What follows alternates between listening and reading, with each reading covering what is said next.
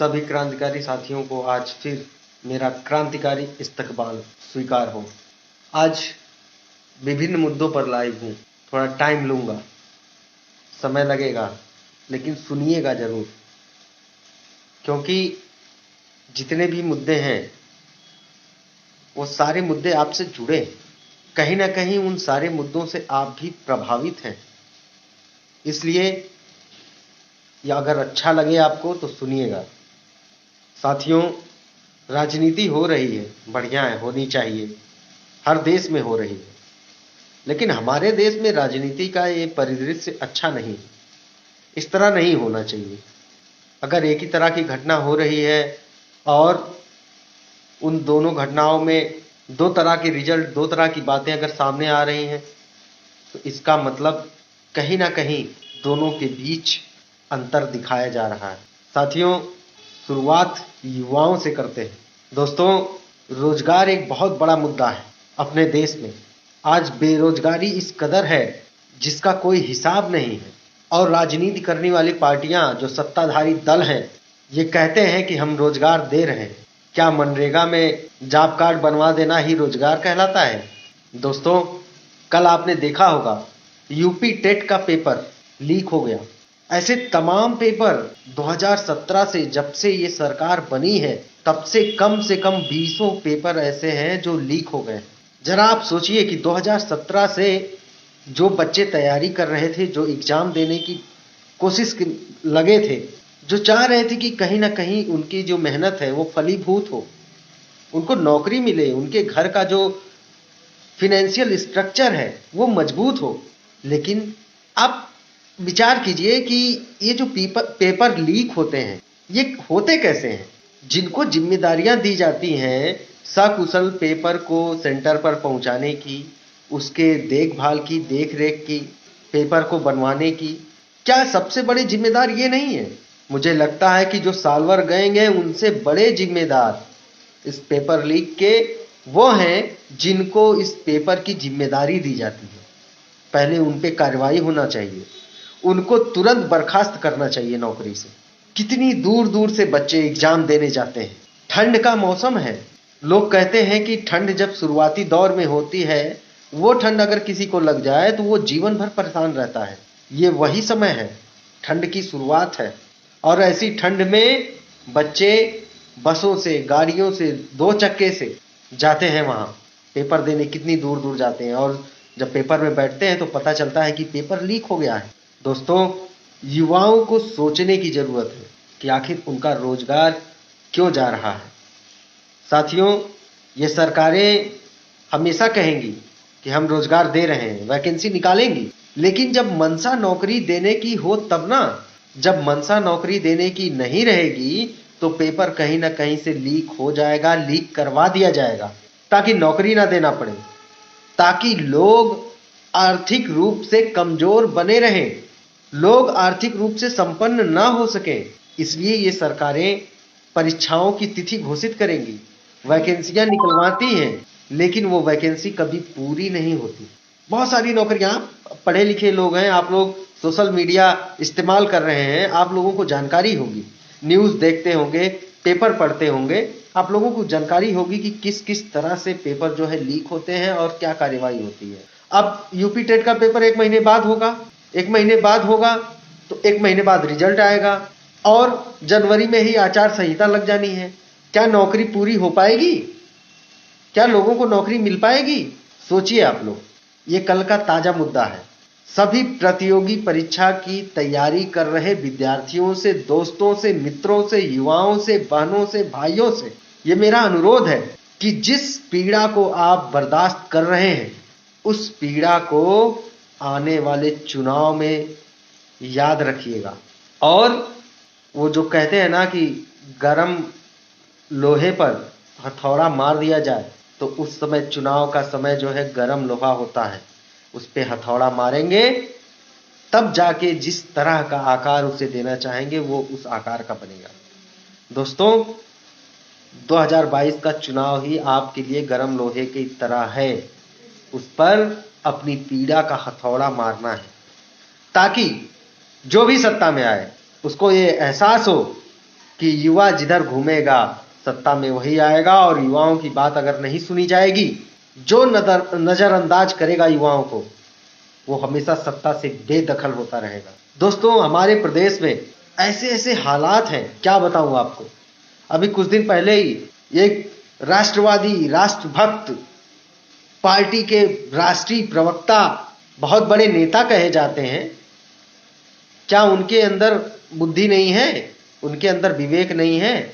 एक ऐसी महिला जो भारत की पहली और विश्व की चौथी क्रांतिकारी महिला रही हो, जो सदन में दो दो बार अपनी दस्तक दे चुकी हो, ऐसी महिला जिसको अमेरिका के व्हाइट हाउस में आमंत्रण मिला है, अंदर जाने का आज तक कोई प्रधानमंत्री उसमें नहीं जाता है बिना अनुमति के, उसको बुलाया गया, आमंत्रण दिया गया। ऐसी महिला के ऊपर इस तरह की टिप्पणी करने वालों की जुबान काट लेनी चाहिए, ऐसा हमारे नेता मुकेश सहनी ने कहा है। और ऐसे नेता अगर माफी नहीं मांगेंगे और ये राष्ट्रवादी पार्टी अगर उनको पार्टी से बर्खास्त नहीं करेगी, तो पूरा मछुआ समुदाय, उसके साथ साथ उसके बयान को सुनने वाले अन्य समाज के जो लोग हैं, अगर उनके अंदर इंसानियत होगी तो बीजेपी का और सुधांशु का खुलकर विरोध करेंगे और उसके बर्खास्तगी की मांग करेंगे। दोस्तों, सुधांशु त्रिवेदी को छोड़िए, उस पर तो हमने उस दिन भी लाइव आकर उसको झाड़ा था, आज भी कह दिया। लेकिन सबसे बड़ी बात, मछुआ समुदाय के जो विधायक, सांसद, एमएलसी, राज्यसभा सांसद भारतीय जनता पार्टी के कोटे में जो हैं, उनका किसी का बयान आपने सुना? किसी ने दो शब्द कहा सुधांशु के ऊपर? ऐसे नेताओं के साथ क्या करना चाहिए? अगर आप लोगों को ना पता हो तो मैं एक सजेशन दूं, ऐसे नेताओं को चौराहे पर पकड़ करके उनसे सवाल किया जाना चाहिए कि तुम्हारी जबान क्यों कट जाती है जब फूलन देवी का नाम आता है? क्या वो तुम्हारे समाज से नहीं थी? आज उसकी अस्मिता को तुम लुटा रहे हो, उसके सम्मान पर ठेस पहुंचाने वाले व्यक्ति की पार्टी में तुम हो, लेकिन तब भी तुम विरोध नहीं कर पा रहे हो। क्या यहां तुम्हारा नैतिक जो व्यवहार, जो नैतिक जिम्मेदारी है, जो तुम्हारा जमीर है, वो रोता नहीं है? डूब मरो चुल्लू भर पानी में, ऐसे नेता डूब मरो। लोग वीआईपी के संस्थापक और माननीय मंत्री मुकेश सहनी जी पर आरोप लगा रहे थे कि माननीय मंत्री मुकेश सहनी जी बीजेपी के साथ जुड़े हैं बिहार में। उन सभी से बता देना चाहता हूं, वो लोग कह रहे थे कि सुधांशु के बयान के बाद मुकेश सहनी जी का कोई बयान क्यों नहीं आया? तो आंख और कान दोनों खोल करके ऐसे लोग जो दो मुहे हैं, जो दोगले हैं, वो सुन ले। चंपा देवी पार्क में 27 तारीख के कार्यक्रम के बाद, और कार्यक्रम में जब वो जनता को संबोधित कर रहे थे, उन्होंने कहा कि किसी का आदर्श राम हो सकता है, किसी का रहीम हो सकता है, हमारा आदर्श, हमारा भगवान फूलन देवी जी हैं।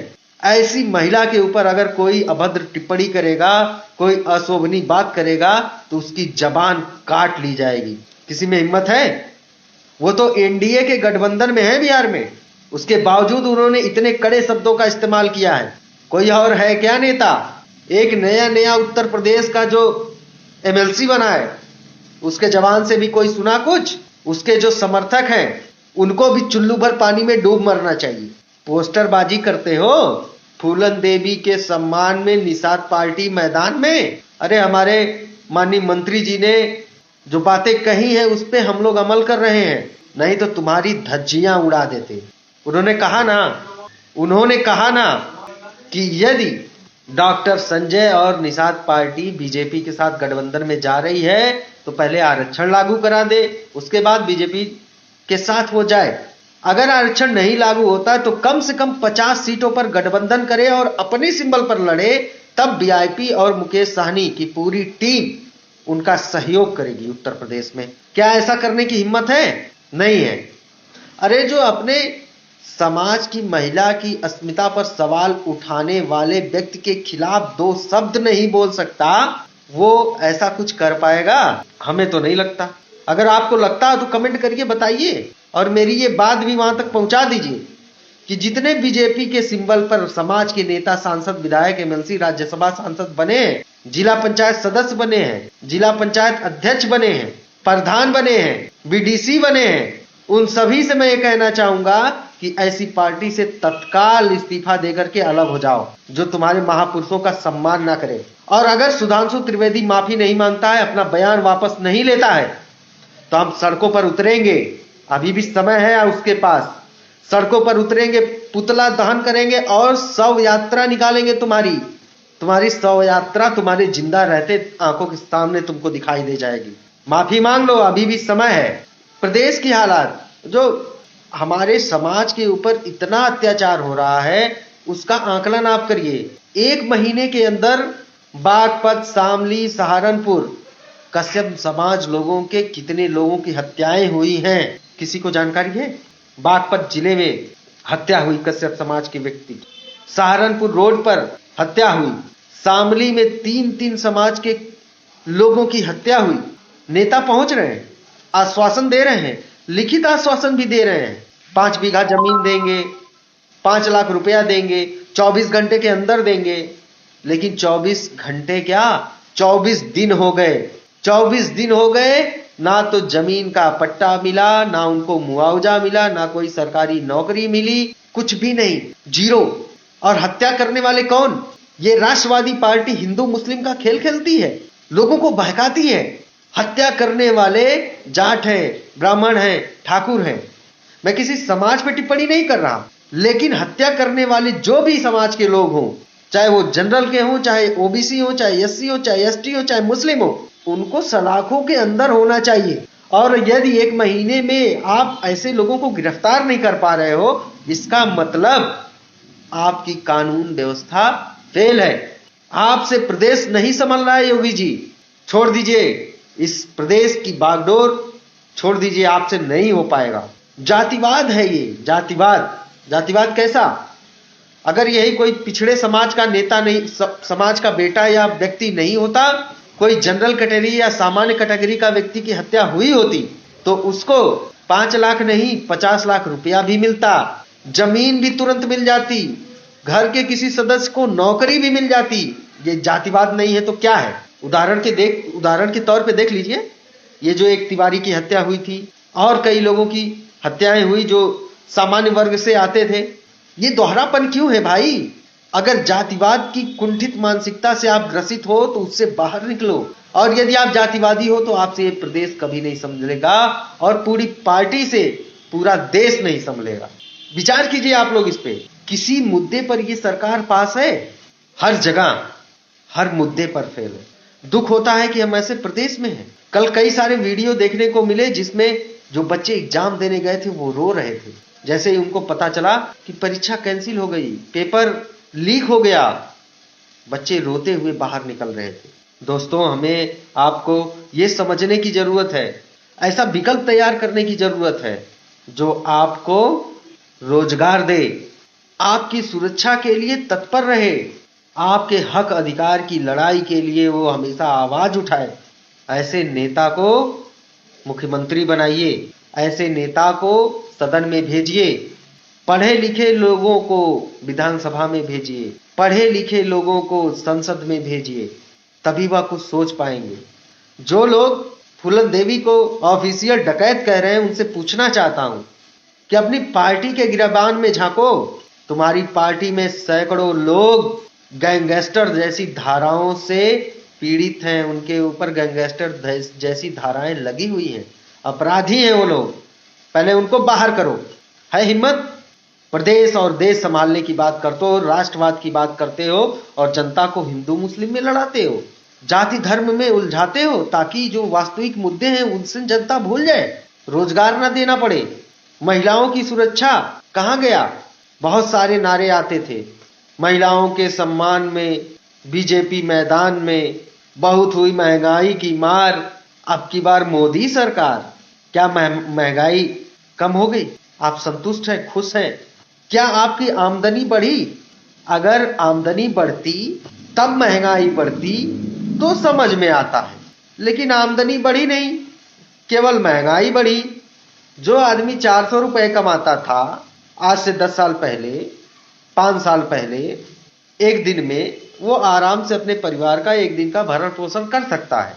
लेकिन जो व्यक्ति आज भी 400 ही कमा रहा है, लेकिन महंगाई इतनी बढ़ जाने के बाद क्या वो एक दिन अपने परिवार को भरपूर भोजन दे पाएगा? विचार करिए इस पे आप लोग, सोचिए, समझिए। हर जगह हत्याएं हो रही हैं प्रदेश में, कोई सुरक्षित नहीं। अभी प्रयागराज का मामला आपने देखा होगा, पासी समाज के 4 लोगों की निर्मम हत्या हुई, चाचा भतीजे को मार दिया गया। जौनपुर में 3 सगी बहनों ने ट्रेन से कटकर आत्महत्या कर ली, खाने को नहीं था, मां अंधी थी, उसके पिता नहीं थे। ये किसकी जिम्मेदारी है? जब तीनों बच्चियां मर गई, आत्महत्या कर ली, उसके बाद प्रशासन पहुंच के उनको भोजन दे रहा है, राशन दे रहा है, आवास दे रहा है, नाली बनवा रहा है। अब इसका क्या करेगी उसकी अंधी मां? कोई है जवाब सरकार के पास, शासन के पास, प्रशासन के पास? बताइए जरा। हर जगह अपराध चरम पर है, लोग भूखमरी के शिकार होते जा रहे हैं। नीति आयोग ने जो रिपोर्ट जारी की है कि भारत में सबसे गरीब 3 राज्य कौन है, उसमें उत्तर प्रदेश का भी नाम है। ये मैं नहीं बोल रहा हूं, नीति आयोग बोल रहा है, पता करिए जाके आप लोग। उत्तर प्रदेश 3 सबसे गरीब राज्यों में एक राज्य है। बिना तथ्य के कोई बातें नहीं कही जाएंगी, आप सुनिए, खोजिए, सर्च करिए। तो ये देश को, प्रदेश को सोने की चिड़िया बना रहे हैं या और गरीब बनाते जा रहे हैं। जौनपुर में भी अभी 2 दिन पहले अपने समाज के व्यक्ति की, आइसक्रीम बेचता था बेचारा, सोचिए कितना गरीब रहा होगा, उसकी हत्या कर दी गई। ये तो कुछ घटनाएं हैं जिनको मैं आपके सामने रख रहा हूं, लेकिन ऐसी कितनी घटनाएं हैं प्रदेश में, देश में, जो छुपी हैं, जो सामने ही नहीं आ पाती। अभी एक सनबीम स्कूल में 3 साल की बच्ची के साथ उसके साथ दुष्कर्म किया गया। अगर भय होता, डर होता उसके अंदर, तो इतनी छोटी बच्ची के साथ या किसी भी महिला के साथ दुष्कर्म जैसी घिनौनी हरकत उसके दिमाग में आती? अगर भय होता किसी के कलेजे में। तो सत्ता संभल नहीं रही है, इसको उखाड़ फेंको। हर तरफ अपराध का ग्राफ बढ़ा है, और सबसे ज्यादा तो मैं अपने समाज के युवाओं से ये अपील करूंगा कि सबसे ज्यादा तुम्हारे मुद्दे इन्होंने खाए हैं। आज तक तुम्हारे मुद्दे सॉल्व नहीं हो रहे हैं। जो लोग ये वीडियो देख रहे हैं, वीडियो शेयर करें और बीजेपी को सत्ता से बाहर करें। हम ये नहीं कहेंगे कि किसको वोट देना, आप उसको वोट दो जो आपके समाज का है, जो पढ़ा लिखा है, जो आपकी आवाज विधानसभा में, संसद में उठा सकता है, ऐसे लोगों को वोट दो। अरे हमारे पास तो कई सारे ऐसे फार्मूले हैं, उन फार्मूलों पर काम हो जाए तो सारी चीजें सुधर जाएं, लेकिन नहीं होगा, कोई सुनेगा ही नहीं हमारी बात ना, क्योंकि हम कुछ नहीं है, हम किसी ऐसे पद पर नहीं है। अगर हम किसी पद पर होते, कोई संवैधानिक पद हमारे पास होता, तो आज जितनी बातें हमने कही हैं, इतनी बातें कहने पे या तो हमको पुलिस उठा ले जाती, या फिर सरकार, शासन, प्रशासन इतनी बातें सुन करके हमें शाबाशी देता और उस पर कार्यकर्ता उसको सही करने का प्रयास करता। आप करिए राजनीति, कोई दिक्कत नहीं है, लेकिन जनता का ख्याल रखिए। साथियों, यही सब बातें आपसे करनी थी। दिल बहुत द्रवित था, लगातार हत्याएं हो रही हैं, पेपर लीक हो रहे हैं, बच्चे आत्महत्या कर रहे हैं छोटे छोटे, बहुत द्रवित है दिल, मन बहुत दुखी है। लेकिन हम चाहेंगे कि आप लोग इसको विचार करिए, सोचिए, इन सारी चीजों को समझिए, इस पर आपको क्या करना चाहिए। बस इतना ही आज मैं आपसे चर्चा करना चाह रहा था। धन्यवाद। शेयर करिए, विचार करिए। क्रांतिकारी इस्तकबाल, सलाम, नमस्कार।